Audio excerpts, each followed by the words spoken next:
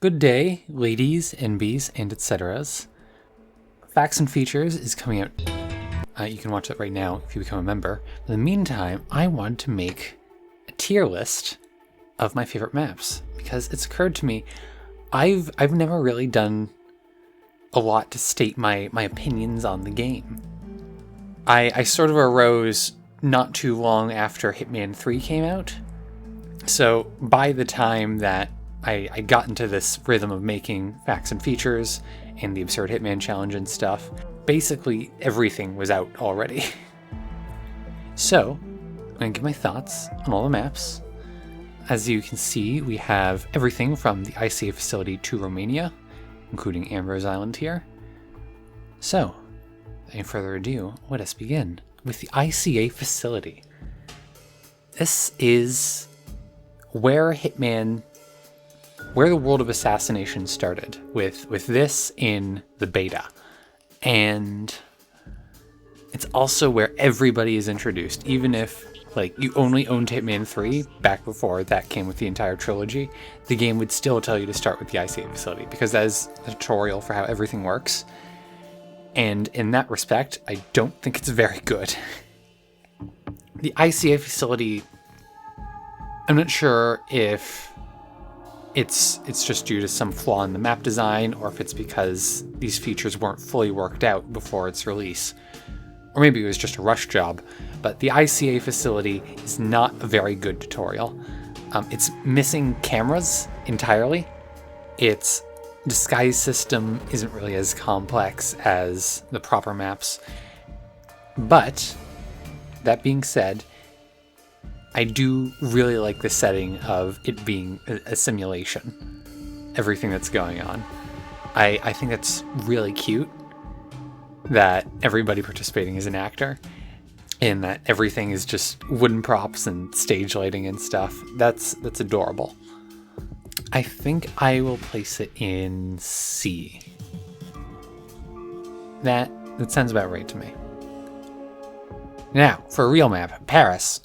Paris, exceptionally good. Definitely going in S. What an absurdly strong note to start the world of Assassination on. Except for the ICA facility and beta and stuff. It is definitely a beginner map. It's very easy to get a handle on, but there's so much depth to it and how everything works, especially with the fashion show going on and stuff. I absolutely love it. I think it definitely belongs in S. Now, Sapienza. I don't play nearly enough Sapienza.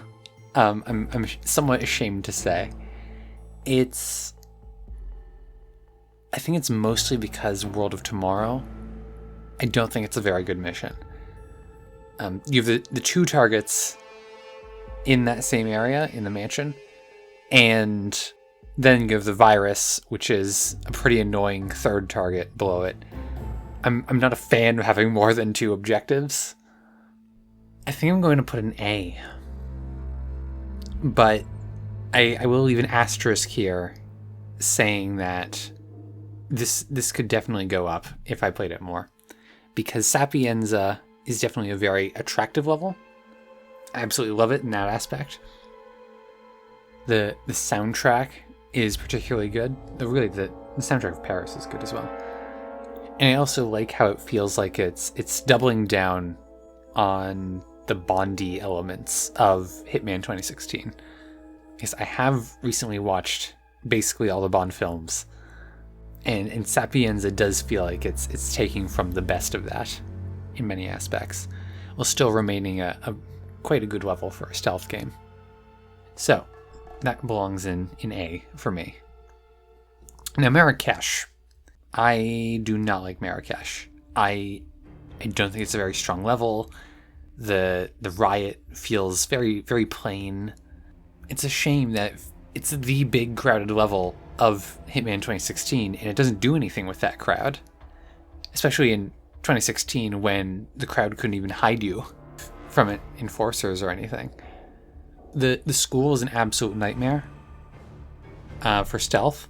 There's all the windows everywhere, and some of the windows look like they're blocked, but they're only partially blocked, and NPC sightlines can see right through every little hole. I don't think I have anything negative to say about the consulate. I think that's all right. And I guess the town itself is okay. I don't think it does as much as like the town in Sapienza. It's not attractive. It doesn't have a lot of content or anything. It's just there. I do like how they repurposed it in A House Built on Sand, but it's basically all I can say about it. So I think Marrakesh goes in C tier above the ICA facility. Now, Bangkok. Am I going to make any deliberately inflammatory statements during this video? I think so, yeah. I think Bangkok is the worst level in Hitman 2016. I think its only strength is mission stories, and I've never really cared for mission stories.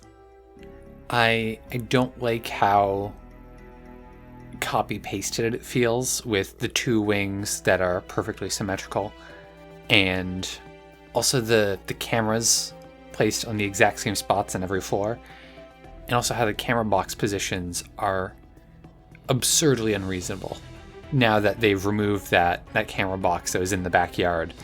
So you have to go deep into a secure wing and destroy the cameras in the security room with like 3 guards patrolling it. I think that's an absurd challenge on suit only.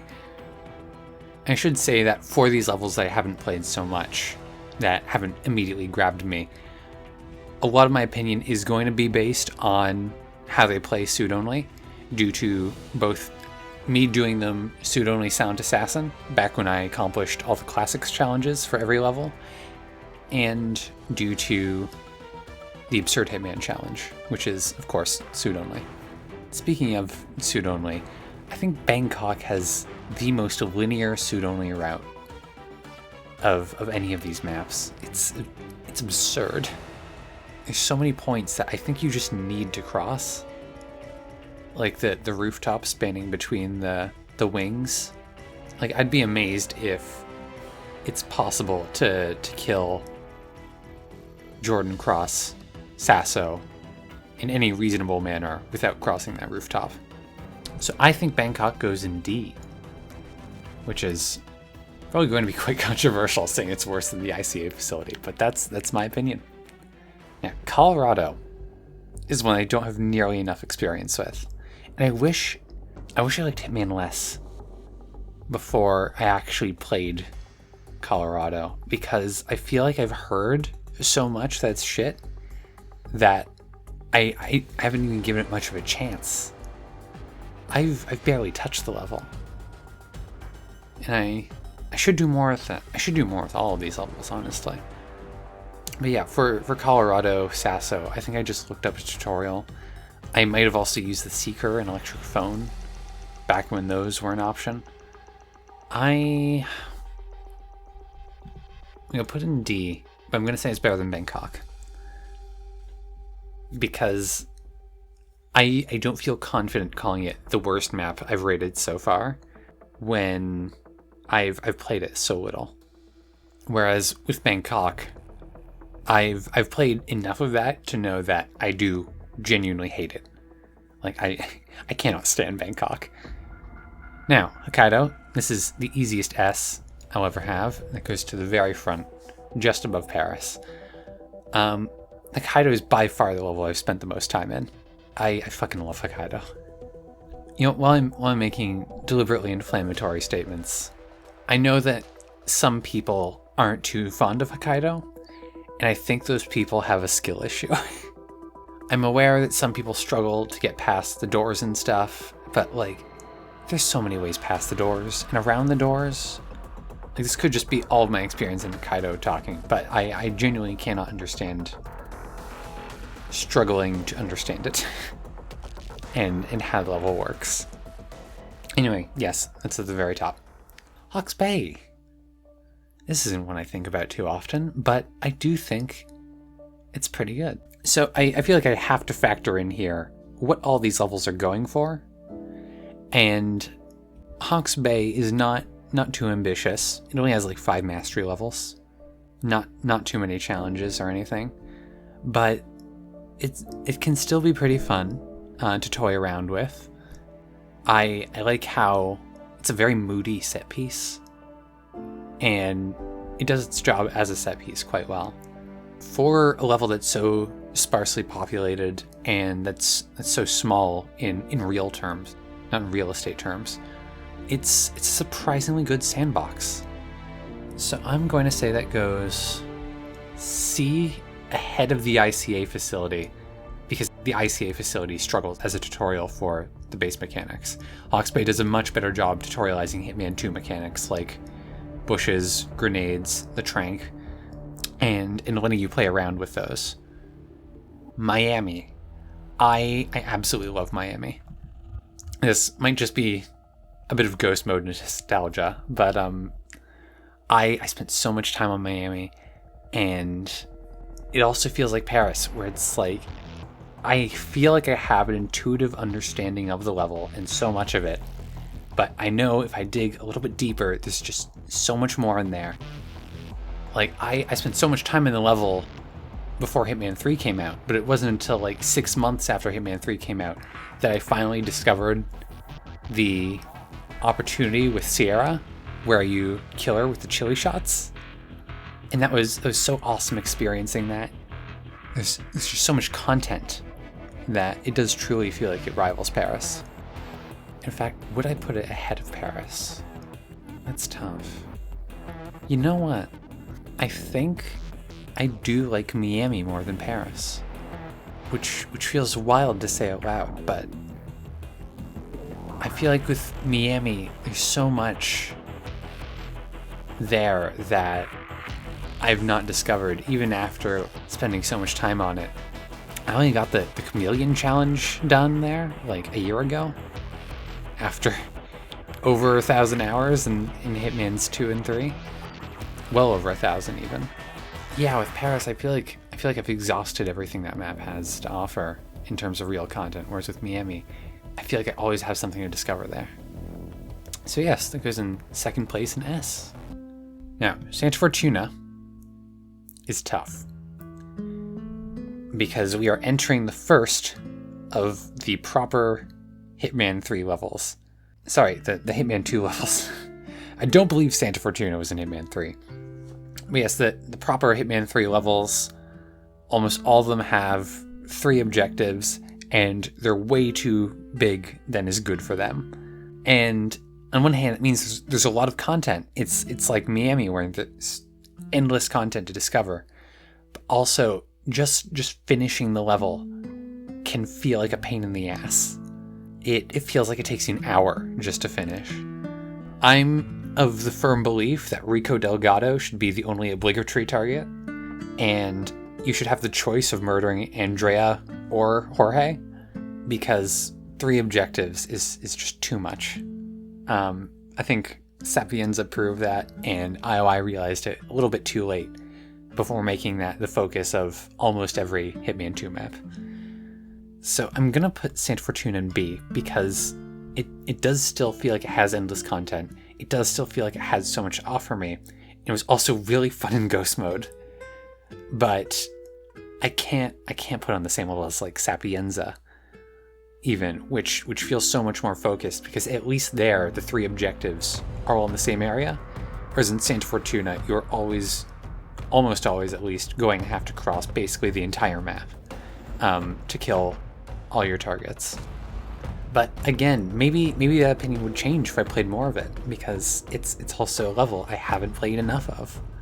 I should find some kind of solution to this problem where I haven't played nearly enough of so many of these levels. Now, Mumbai. That is hard.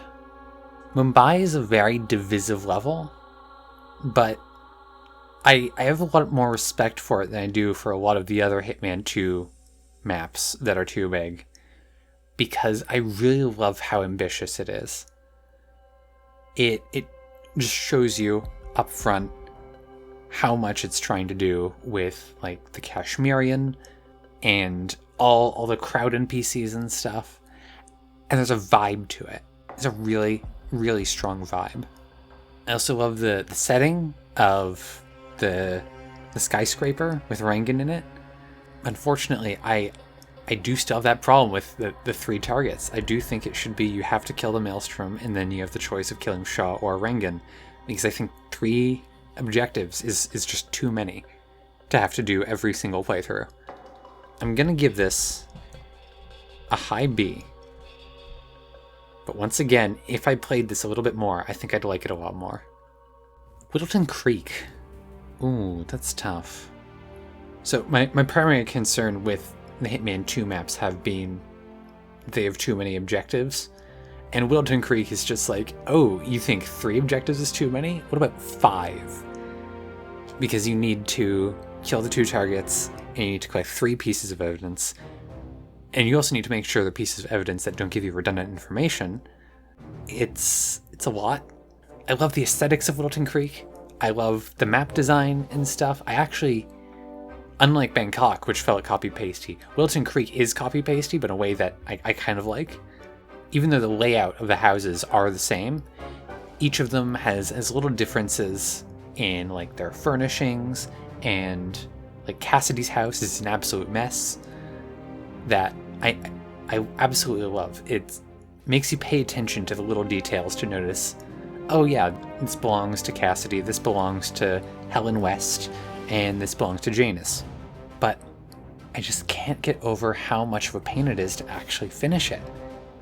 And I feel like I'm wasting my time when I'm playing this mission and trying to enjoy it, but I don't feel like actually finishing it because it tries to make me eat my veggies and find all the clues every single time I play it.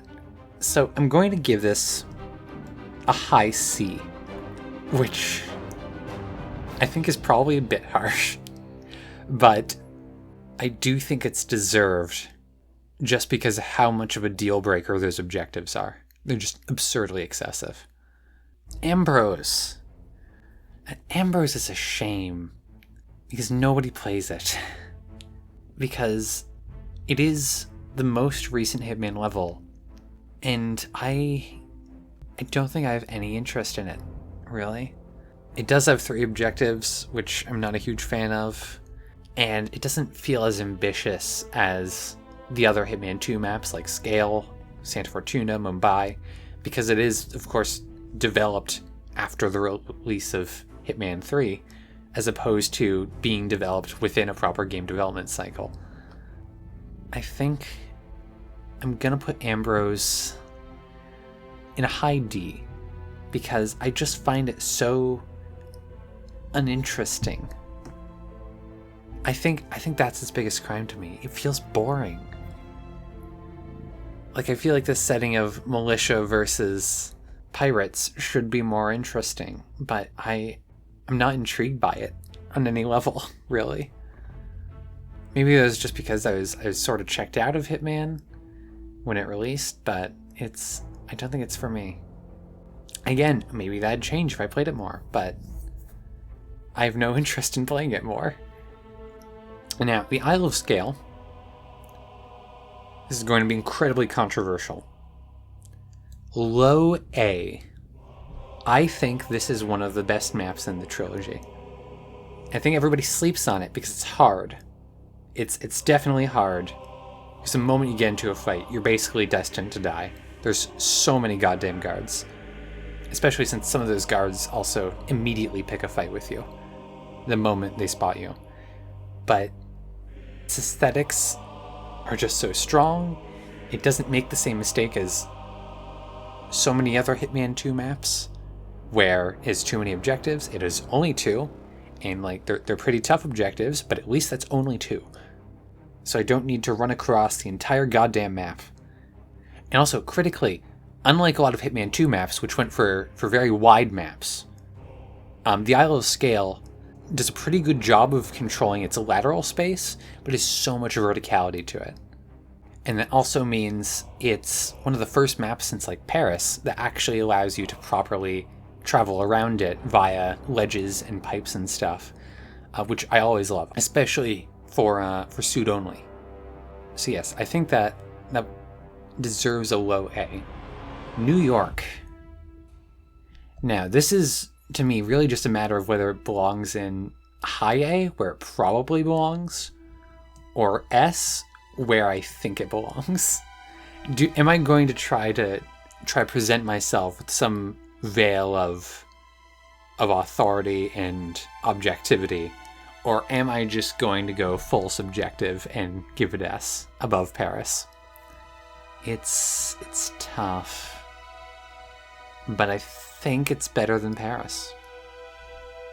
No, maybe not better than Paris. No, not the best. I think it's a really good map. I love how it's extremely vertical. I love how there's only 2 objectives, and also one of the objectives gives you a choice of how you want to do it. That's amazing. I love the design. I always notice how great the soundtrack is every time I play it. And once I do play it, it's one of those maps I feel like I always have to finish because I just enjoy playing it so much. Even if I get into a shootout and everything goes to hell, even a shootout is fun on New York. I'm a big fan of the clock motif that it has. Not just with the big-ass clock that Svalis leans on, and that also makes a noise when you kill her, which is great. But also how the soundtrack is in 60 beats per second. Not per second. 60 beats per minute, rather. So yes, I think New York belongs in low S. Haven. This is another divisive one. I really like the story of Haven. I think it's a really good strength in favor of it. I do like the idea of 47 going to a literal tropical resort, and of there being something less than nice going on underneath the mask. But it also feels like it has all the worst points of Hitman 2. It's too goddamn big. It is basically no verticality, and is 3 objectives that you have to do every single time. I think I'm gonna give it a C in between Whittleton and Marrakesh. Actually, is it better than Marrakesh even? Yeah, I think it is. I'm confident enough in that. Dubai, the first of the Hitman 3 maps we have here. Now, Dubai is interesting because it's not just a proper level, but it's also tutorial. It is both of these integrated with each other. So it's also trying to show you, like, oh, sometimes your map isn't there, and there's a camera now and perpetual shortcuts and stuff. And it does a good job at tutorializing the Hitman 3 mechanics while also being a pretty good level.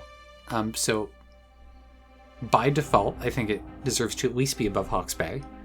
As for Dubai itself, while I am irritated by some of the proximity dialogue it has, oh, Cornelius Stuyvesant, I do think it belongs in... Honestly, I think it's a low A. It's actually quite good. I love its verticality. I like how you do literally need to climb the tower in order to kill your targets, even if that's also done in New York. I think it's just a pretty strong level. Yeah, I think low A is deserved. Dartmoor. Ooh, this is a tough one because I do think this is the strongest that a trespassing everywhere map could possibly be, which admittedly it does do by being very, very generous on the spotting and stuff. But I do see what it's trying to do with trying to be a trespassing everywhere map that is actually good. Unfortunately, I'm not a big fan of the murder mystery, which seems to be the focus of the level. However, it does have only 1 target, or 1.5 targets. Actually, the second objective is once again an objective that you can complete in multiple ways, which is always great. So I think I can appreciate that it's not really trying to do too much. And what it does do, it does quite well. I won't give it as much as A, because I love ambition above all else, but I do think I'll give it a high B because it's not trying to do a lot, but what it does do, it does very well. It's fully focused on that. Berlin.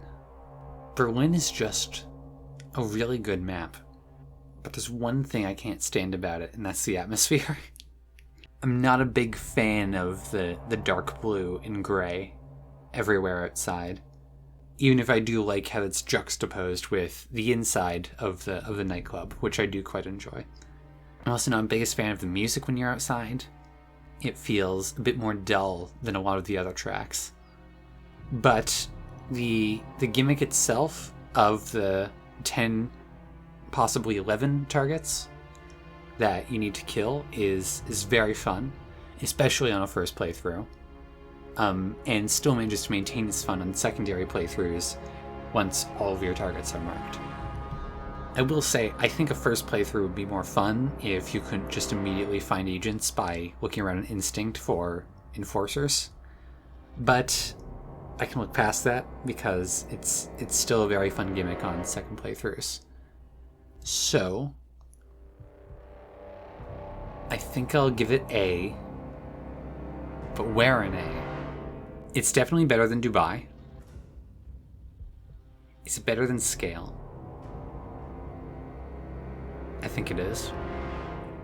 It's better than Sapienza.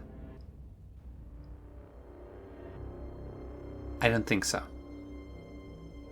So I think it goes there. After a lot of thought. Now, Chongqing. I shit on Chongqing a lot. It feels very shallow. It doesn't have a lot going on.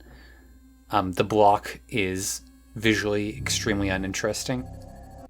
The street feels like it's trying to bait people into making posts about how great the graphics of Hitman 3 are, and it feels like it's trying a little bit too hard.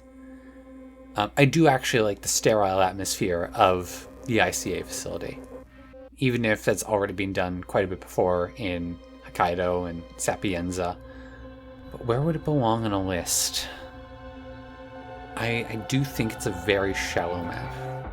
So I think it actually goes below Whittleton Creek, at the very least. It's better than Haven. I don't think so. Marrakesh. I do think it's better than Marrakesh. I'll give it that. So that belongs in mid-C. Now Mendoza. Mendoza is such a shame. Mendoza feels like it has so much potential with being like a reunion of 47 and the consequences of everything he's done over the course of the trilogy. It feels like it's one last hurrah for Hitman before you move on to the finale. But it feels like it's missing so much because it feels so evidently rushed. You're allowed to dress as Providence Herald, and there's even like a challenge for it and everything, but you can't actually do anything with that.